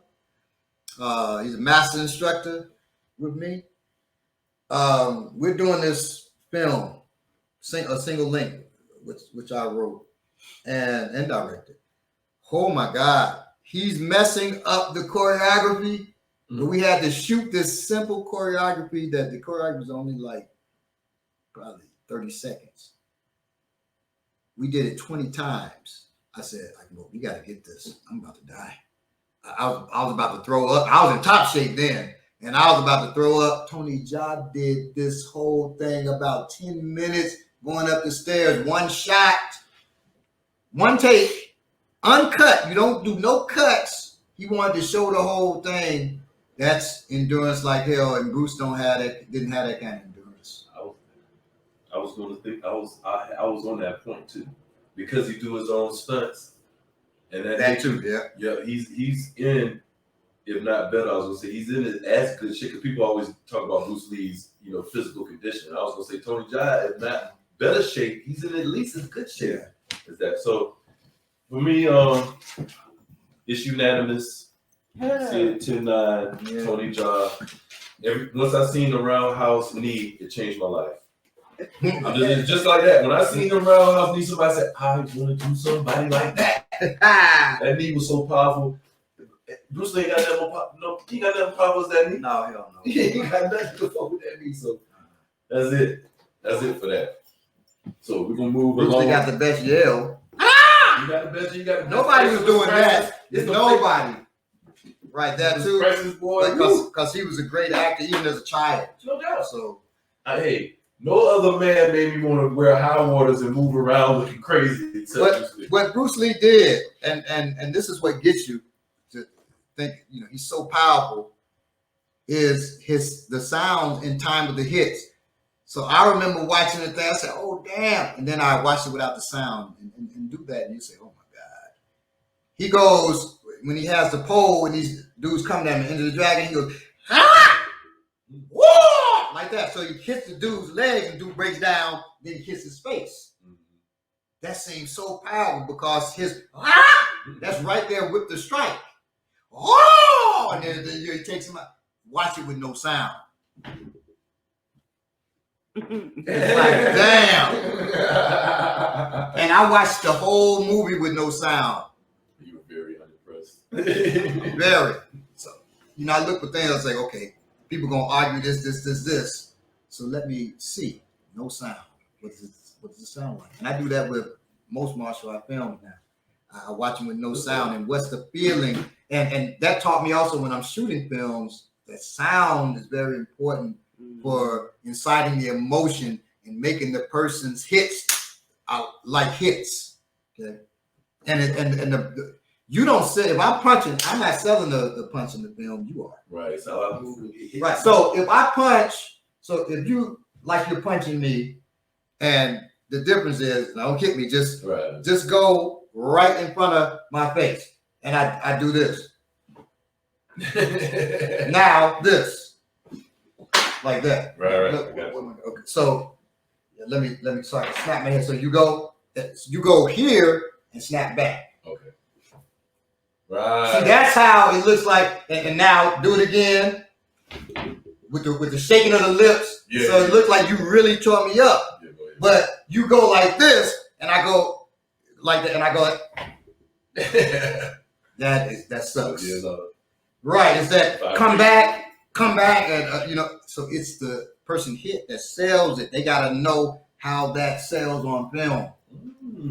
So the Warrior Class trailer coming soon. There you go. So don't believe the hype. All right. Now we're getting super heroic with our next one. We're going there. Black Panther versus the Batman. Not to say this too, because I asked my wife, I asked my daughter, our students chimed in, and I feel like everybody's saying Black Panther because he's keyword Black Panther. Okay, they want the brother to be Batman, right? He's an African prince and all that. They want the brother. Yeah, it's playing into it. So for me, it was doing it to me too. And I said, you know what? I'm gonna take out, just like I'm gonna do with like I did with everybody else. and I'm just going to deal with the stats and the facts. Can't really be facts because it's cartoon, comic book characters, but as factual as they are. Parameters. Right. They're more defined than these other writers. They actually are. And you know what? So I just want to say, this is the one where I know I could pull up stats side by side and they have durability and all that. Right. Which I hope that you got, Bob. I want to just. I didn't. I saw it, but I'll show you another way that I went. Okay, cool. Because I didn't want to do that because that's still. I just didn't feel like somebody said right. But what have you seen through the comic books and through all of that? Exactly. So, I guess I'll start, and I'm going to go ahead and say, was I suckered in because I went with Panther 10-9? So this was really, really difficult, to be honest. And I want to just, as a disclaimer, this was the only one where I actually started to go 10-10. But I really wanted to. I really wanted to go 10-10 because, so first of all, you got Batman, who was trained by the League of Assassins. His parents was killed. He's just cold-blooded by fucking nature. You know what I'm saying? His parents, all he wants is rage. You know what I'm saying? I think of the African dudes. I don't want no peace, only problems. Like that reminds me of Batman. Batman don't want peace, Batman want problems. So you think about that. Matt, like this is from Bob. We know he's a tactician. He's a war strategist. I don't know if y'all seen Justice League Injustice because it just came out. Lord have mercy. The day he met Cyborg and shook his hand, he uploaded a virus to him that he could use against him if he ever had to. That's the day he met him. That's how he thinks. I'm talking myself out of the shit as I'm talking right now. God damn. So you have, this is Batman. The reason I went with Panther is really only two things. The fact that the fact that he is trained as well, but I don't think he's trained like Batman is trained. But he has a little bit of magic involved. You know, there's a little bit of, you first have this vibranium, which is his suit, protecting his suit, and it's in those claws he got. I don't know and he also absorbs and discharges energy. People don't realize. I don't know if people know that. He absorbed the energy while fighting. He can probably dissipate it, but he can release it. He can reflect it back. Right. It's really not reflecting. It releases it. Yes. Right. And he can release it whenever he wants to. So you have that, the vibranium, and the fact that when he goes through the ritual to become Black Panther, it increases his strength. I don't know the exact amount, but it's way stronger than the actual human, and its agility and everything. For those reasons is the reason I edged it out for Black Panther. But hey, if you went the other way, I really can't be mad at you. There we go. Okay, so it's funny that you mentioned the Justice League movie. The Justice League movie I thought about was the Zack Snyder cut. And the reason why I thought about that is because that movie made me look at Batman different than I mean, I've been watching Batman as long as everyone else, basically my whole life. And even though I knew that he got trained by Ra's al Ghul and all of that stuff, I don't think I saw him properly, which is this is a cartoon, Yurugu, a very brave man. You know, like he has the money to get these gadgets. He does all these things. But you know, he's very brave. Like he throws himself into the breach. He's with Superman and Wonder Woman. You know, these people who or these beings who have this incredible power, and it's just them. And he's a man who is there with them, fighting with them, and leading in a lot of cases. So that's interesting about Batman. About Batman. All of that being said, it's an excellent point, by the way. I gave it to Black Panther 10-9. Because Black Panther has all of those same things to me. And he has the access to the technology. And Black genius is unparalleled. I mean, there's no way I could have given it to Batman. So, All right, now. Wakanda forever. Now I'll give my stats. I mean, my score is after I say this. So Batman and Black Panther, they're both geniuses with vast riches and superior fighting skills. Among the most formidable and resourceful warriors in comics, Black Panther and Batman comics and film, are expert fighters with sharp intellects.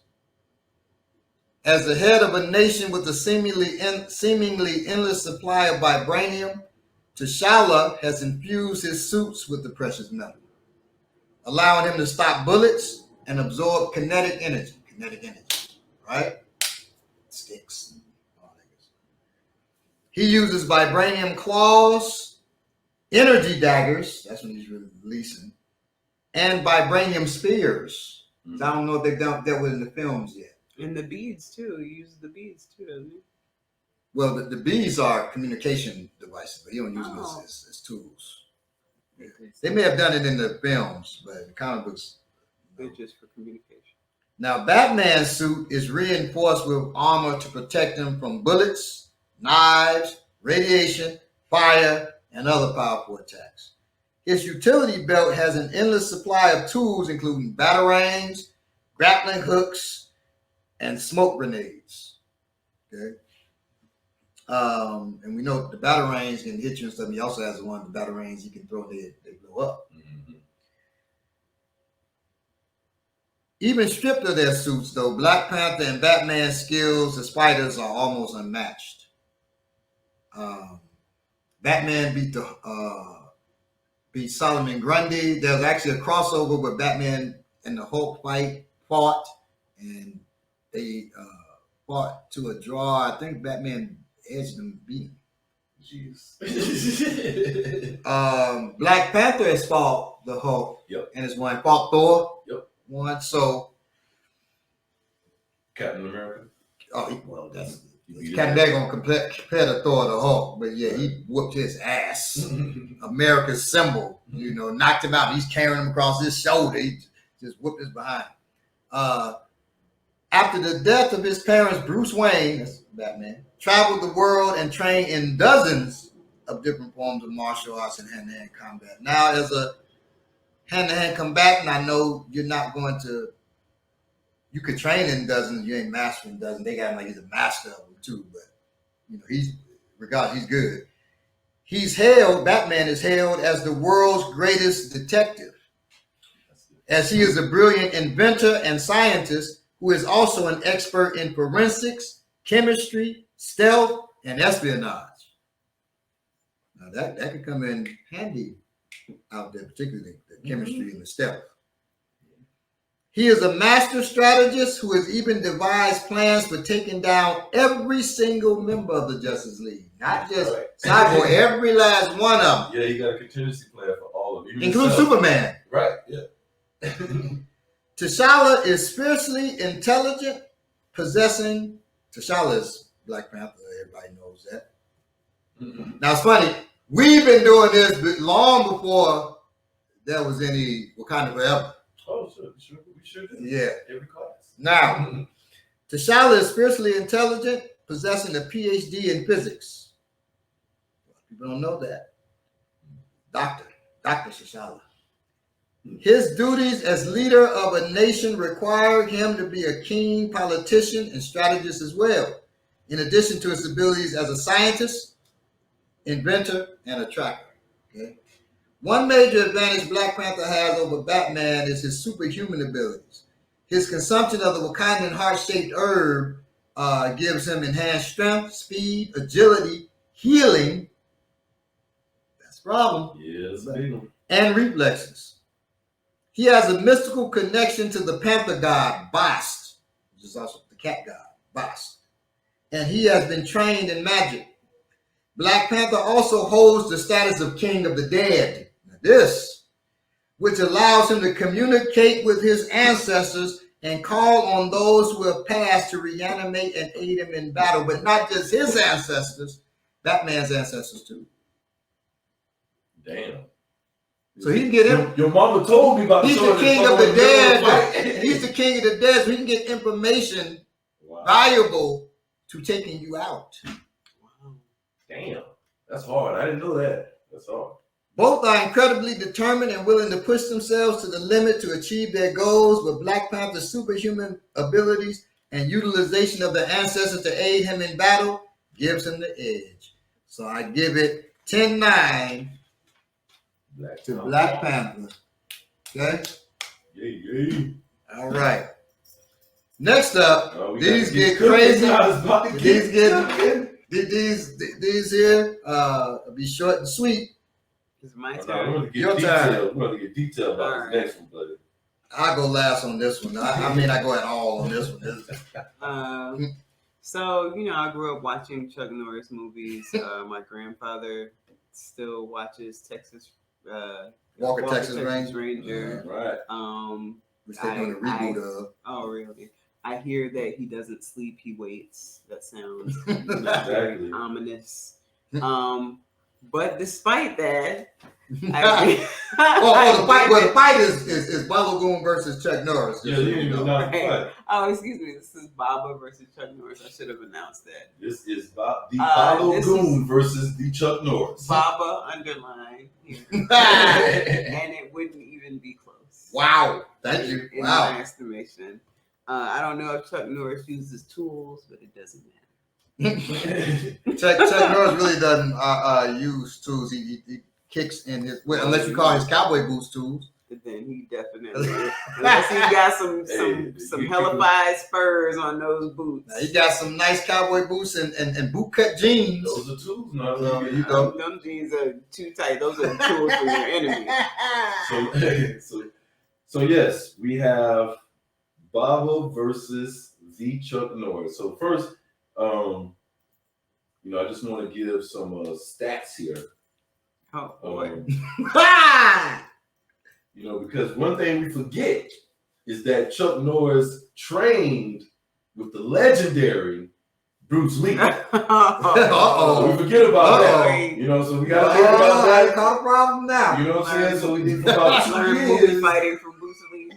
For about 2 years, Lee and Norris was training together. You know what I'm saying? Oh, so seriously, for a minute.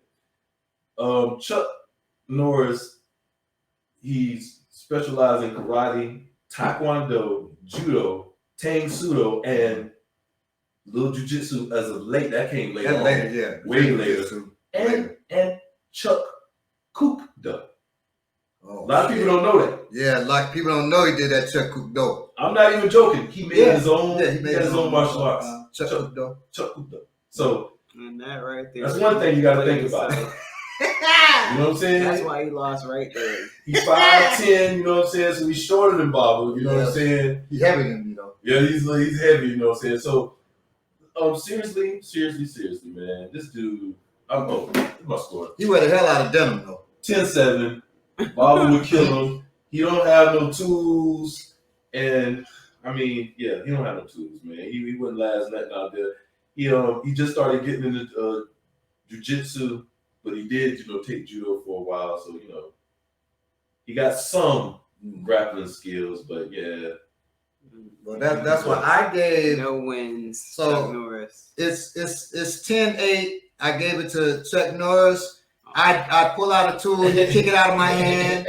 I pull out another tool, he kicked that one. I pull out the last one, he kicked that one. I gave. I hate to do this one, but I gave myself 10-8. I had to give him 8. I couldn't give him 9 because I used tools. Right. And so I cut his ass up like Swiss cheese. But for the judo, I give him some credit. That's the only thing I give him credit for, the judo. Not even jiu-jitsu, because that was... No, Brazilian jiu-jitsu, he's not experienced enough in that. But that judo, I give him that. I'm not worried about his tang sudo and the Chuck Cook. No. First of all, it's arrogant. So cook means Korean. Do is way. So Chuck Norris's Korean way, dude. You already doing Taekwondo and Tang Sudo. That's the Korean way. So it's arrogant to say you made something new. I got some for you Korean people. Right. The Chuck no, come on, man. You're gonna improve on what the Koreans. Yeah. Right, exactly. And that's the only reason why I even, because of Chuck Cook, though, why I even rated myself in that against him. Because come on, dude, that's arrogant as shit. And so you deserve that ass whooping. That's why he lost. That Chuck Cook. Yeah. Now, next up is snap, Belay versus Michael Jai White. First of all, before you guys start, I'll go first or last. It don't matter. I just want to say, for the members of the African Martial Arts Institute that may have voted against me, wax son.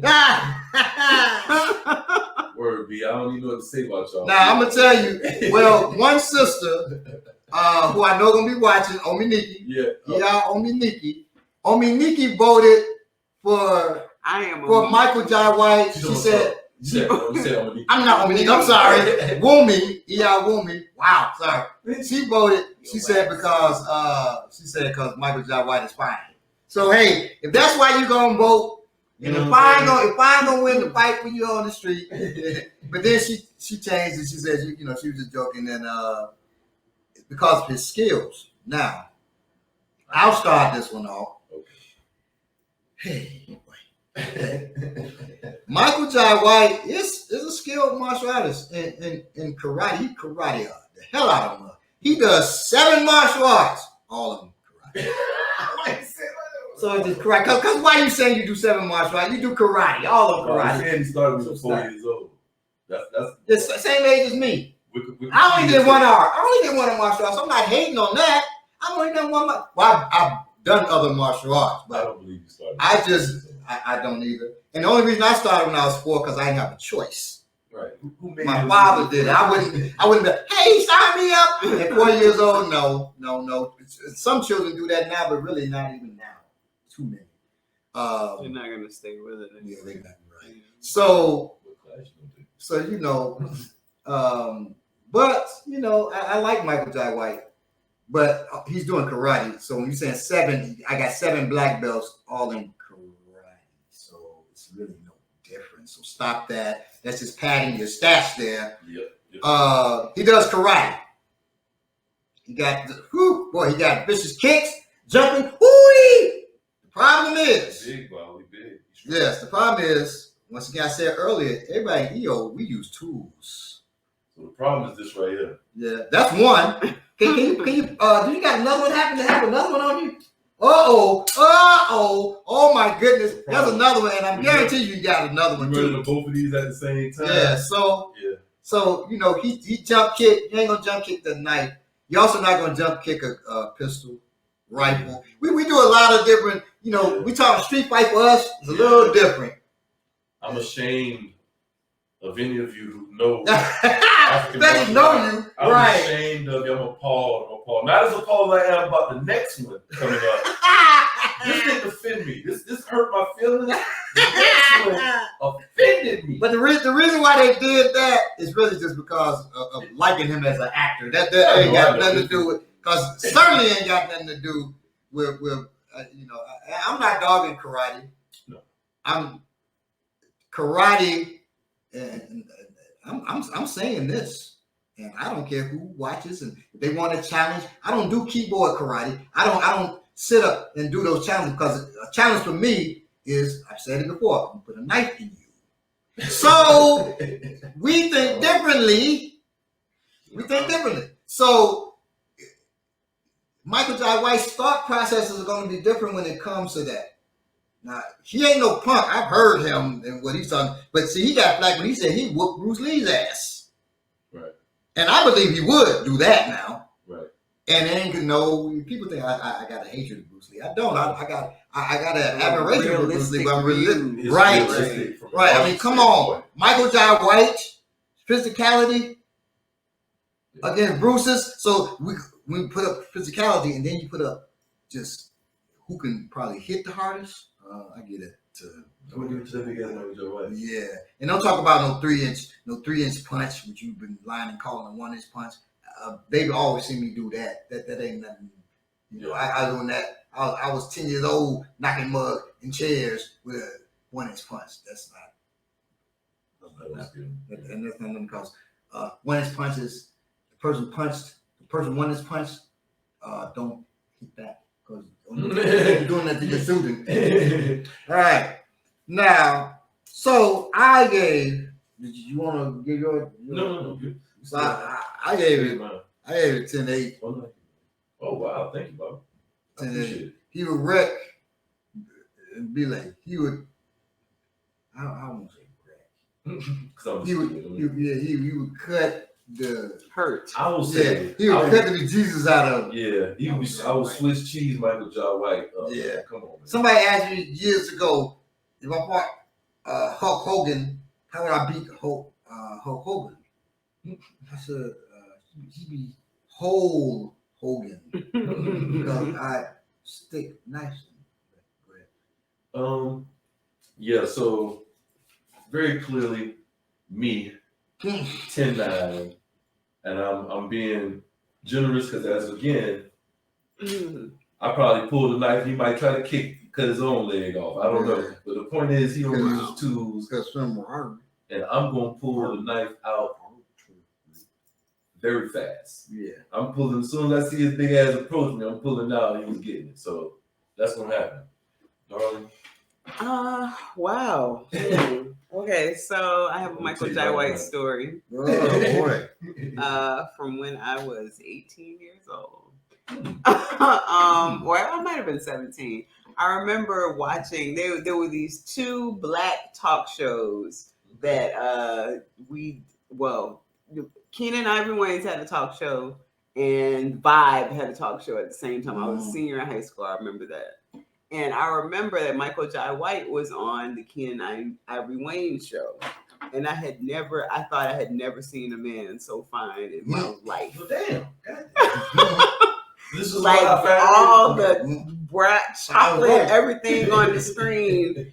I mean, I was overwhelmed. And I immediately got on the phone and called my friend Nikki. And she was already on the other line with our other friend, and we were all talking about the same thing. Michael J. White. So was it the physique or just the total package? What was it? God damn, you can't even talk about this. I'm not even sure. Right. I mean, I could talk about it, but you guys don't really want to hear about it. Yeah. So I understand where Wumi is coming from. No, he is not now what he used to be back then. My baby is fine right now. I gave it to B-Lay 10-9. I think it would be close because I do know Michael J. White has some type of skills, but I also know what we do and what we study, and I'm sure that B-Lay would come out on top. Thank you very much. 100%. All right. With that, let me go to the next one because I want to talk about this because I'm mad. The next one is our Amaniki against Lucy Liu. So first, this is a good thing to speak on because the Michael J. White thing, the Chuck Norris thing, we fall in love with TV. You know, it's just the truth. And it's certain, I'm be honest, it's certain white folks, if I found out I didn't like black people, I'd be hurt because I like them so much from what I seen from on TV. No. If Jim Carrey, I saw a recording Jim Carrey saying, these niggas, I can't stand them big looking, I will be hurt. If I heard, what's the dude I like his comedy? No, not Negan, the comedy dude. I'm always watching his comedy. Like Pharrell. His name Pharrell. Will Ferrell. Will Ferrell. Okay, yeah. I'd be sad, man. If Will Ferrell don't like black people, I would really be sad. But it'd be a shocker because of how he comes across in TV. So with that being said, I just want to say, they say Lucy Liu has some training. I forgot what it is. What Screamer? A Screamer. They said she has some Screamer and college training. And one thing about actors, you may have to take 6 months of something to do this movie. So you can say you have this training because you was on this movie. So for 3 weeks you learned this. So you can say you have this type of training. But I don't want to. Okay, I got inside information personally, so I'm going to say that But without even using any inside information, both of us have been on the set with Lucy Liu, where she actually had to perform some type of action, with the tool. Right. Mind you, because the Screamer, they work with tools. So this was something to think about. Sticks. They work with sticks. Just in now. Yeah, nice too. So, but with me knowing and seeing Lucy Liu move, knowing Amaniki and seeing her move, okay, I want to change this. I said 10-8. I'm gonna say 10-9. Now I'm gonna say 10-9. I was saying 10-8 out of anger because of the people. We had a couple people in the African Martial Arts Institute that said they gave it to Lucy Liu, and I guarantee these people didn't even know she even took a streamer that trains with tools with knives and stuff. Even that being said, I saw her try to wheel a stick for over 30 minutes. All she had to do was whip, and it took her several takes. Matter of fact, I don't think she got it right ever get it. Yeah. That day, she didn't get it right that day. Twirling the stick. And when I say twirling, I can show you right now exactly what she was doing. Yeah, she picked up the stick, she twirled it one way, put it against the dude's head, and then moved it back. That's all she had to do. And you talk about you training in the Screamer, and you can't use sticks. Use a stick, but you couldn't do that simple move. Use a goddamn lie. You don't take the Screamer. Matter of fact, I'm going to keep 10-8 up there because you're lying. You can get your ass whooped in your prime. I don't give a damn how you was doing the Charlie's Angels. You get your ass whipped. You never used the tool before. I don't care how much Crouching Tiger, Hidden Dragon shit they done showed you doing. You don't know it in real life. She could have actually been in those movies if she had those skills. She might have been. I don't know. My point is, she doesn't have the Screamer skills. It's evident. So maybe it's because of my inside information, I feel so jaded about this. 10-8, Amaniki, y'all wrong. In the African martial arts, you know. 10-7, Amaniki. Thank you. She uses tools. We don't have to explain any further. Okay.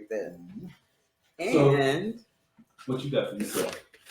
I will beat the brakes off. I don't know. I know we go out all over the country, maybe out in the world. There's this place called Decatur, Georgia, and there's a saying that I will beat the brakes off of X.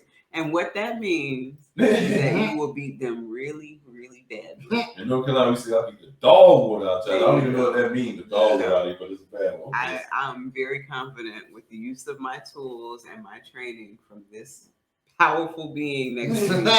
So Bobby, that I would not have a problem with Lucy Liu. I give her credit not just for the Eskrima, but she's also from Queens, New York. Oh, yeah. Wow. So she might have a little bit of toughness, but she's not gonna get no wins. That's not enough. No, thank you. It's grand finale time. Grand finale. All right. So now we got the big heavy hitters. We have the Remix Morning Show against the Breakfast Club and the Young Turks. Yeah, Breakfast Club and the Young Turks. And the Young Turks. We had to get extra because of the amount of people. All right. So on the Remix Morning Show, we've got Dr. Jared Ball, Kalonji Jamachanga, Kim Brown, Kamal Franklin, the Ear Doctor, Jackie Lukman. Shout out to the Ear Doctor. So yeah, I ran into him on my birthday. Oh really? Yeah. What's funny? Yalagoon said, "Ear Doctor, that's a dope name." And she said his show, The Doctor's Office, she said that's a dope concept. Yeah. So, let's see how dope he is faring in this fight. Yeah, I mean. So, now the lineup. Dr. Jared Ball is versus Cenk Uygur, who's the head of the Young Turks. Cenk Uygur. Kalonji Jamachanga versus Charlemagne the God from Remix Morning Show. Kim Brown versus Anna Kasparian from the Young Turks. Kamal Franklin versus John Iadarola from the Young Turks. Ear Doctor versus DJ Envy from the Breakfast Club. And Jackie Lukman versus Angela Yee from the Breakfast Club. All right. So I got the stats. So I'll do it first, Right. and then I'll see what you all's things is. Dr. Jared Ball versus Chank, however they say, Uger. Yeah. I give that to, so Jared's a Navy veteran. He's about 6'4", 6'5". Jared's not a little dude. Okay. Versus 5'9" Jank. Jared always talks about, it can get rough out here in these tree-lined streets where he lives, so he ain't no joke.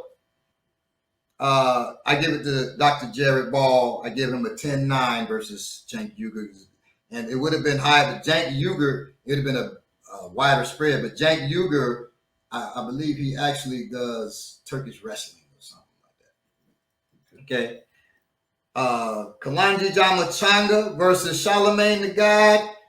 I give it to Kalanji because Kalanji, without a doubt, would use a tool. And that's 100%. Right. And I gave him 10-8, the win, 10-8.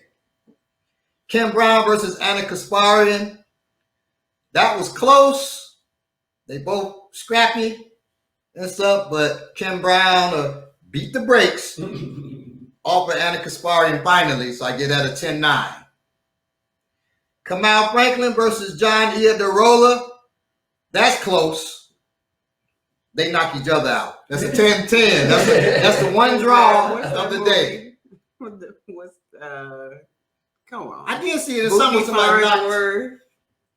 Bootney Farnsworth. Yeah. Let's do it again. Yeah, they knocked it right. And I've actually seen that in the MMA fight too, where they knock each other out. Yeah. So they knock each other out 10-10. The Ear Doctor versus DJ Envy. Now, I went in saying the Ear Doctor wins this because he has much stronger politics, so he would be fighting with more heart and more purpose. Wow. But Belay then told me that DJ Envy box. Yeah, he does box. So that gives him an edge, but I still give it because Ear Doctor gonna fight with more purpose. I give it to the Ear Doctor. Okay, I give it to the Doctor on that. And Jackie Lukman, so I give it 10-9. Jackie Lukman, well, yeah, I give it 10-9. Jackie Lukman versus Angela Yee. Jackie was a power lifter, and since our live episode, she carries a claw hammer. Nice. Claudette, yeah. I had said 10-7, but she would power lifter and she got use a claw hammer. That's 10-7. She would tear up Angela Yee's ass. So that's what I gave to them, and that averages out to really about 10-8. I had 10-9, but it averages about 10-8. Okay. All right. I also gave it to the Remix Morning Show. Cool. I didn't break down the stats, but I just kind of looked between the two groups, and I really thought that the Remix Morning Show would take it over. Because I don't know much about Angela Yee. And also the woman from the Anna Kasparian. Yeah, but neither one of them seemed like they would bust a great. She managed the Wu-Tang, but she not fighting. Yeah, she got It's not like the Wu-Tang just to fighting this dude either. Right. Only like two of them used to fight a whole lot. Right. We should have did something. So Remix Morning Show, 10-9, and they watch our show. That's it. They watch our show. We're on there on Thursdays. Yeah, we're on this show on Thursdays. on this show, they getting the inside information. And on Tuesday, they're gonna beat the shit out of these guys. So there's no competition. That's it. Done deal. So that is the verses. Our first verses. We have to do this periodically. The reason why we want to do that also is it's good to be able to watch fights and strategize. For yourself. And right for yourself, to recognize your own strengths and weaknesses, and what you need to do to be able to strengthen those weaknesses. And the one thing you need to do is to watch Warrior Class every Saturday, 1 o'clock. Next Saturday, we'll be dealing with martial arts, martial sciences, martial mathematics which one do you do? Okay. And we'll have a scientist, a mathematician, and an artist as our special guest for that. So tune in for that. That should be very interesting. And we'll be dealing with some martial arts, martial science, and martial mathematic techniques. You decide which one or all of them that you want to use to defend yourself. Interesting. I'm interested. Cool. All right. So we will see you all next week. Love y'all. Stay black. Most definitely. Stay chiseled. Always. Check us out. Don't forget, check us on Yeah. Instagram, African Martial Arts. Check us out at African Martial Institute on the Train or Die on Mondays from 7 to 9. Check us online. And online on Sundays 2 to 4. There you go. And like, subscribe, and donate. Like, subscribe, donate. I never said donate. Donate. Why not? Donate. Right. We're doing some good shit up here. Hey, and share. And Most share. definitely. Share. And we will see you all next Saturday. All right. Love y'all. Love y'all. Peace. Peace.